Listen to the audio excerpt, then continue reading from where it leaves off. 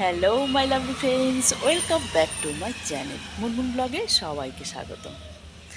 আজকে সকালটা কী দিয়ে শুরু করছি বলো তো? গোলা রুটি দিয়ে। তো চলো তোমাদেরকে দেখিয়ে দিই কীরকম গোলা রুটি বানাচ্ছে দিদি। এবার আমি চলে এসেছি রান্নাঘরে। দেখো দিদি গোলা রুটিটা বানাচ্ছে। তো একটু তোমাদেরকে ভিডিও করে দেখিয়ে দিচ্ছি। আর এই গোলা রুটি বানাতে দিদি কী কী দেয় বলো তো? আটার সাথে দেয় একটু নুন, একটু চিনি, আর কুচনো পেঁয়াজ আর ডিম ভালো করে ফেটিয়ে নিয়ে জল দিয়ে গুলে এই গোলা রুটিটা বানায়।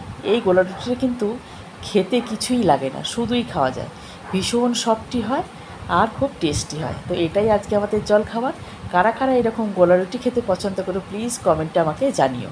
আর ভিডিওটা ভালো লাগলে পরে অবশ্যই করে একটা লাইক করে দিও।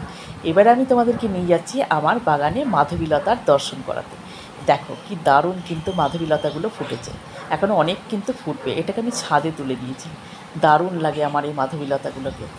আর নিয়ে যাচ্ছি একটুখানি, দেখো দেখিয়ে দিচ্ছি তোমাদেরকে। এখানে হচ্ছে গিয়ে 9টা মণি ফুল ফুটেছে।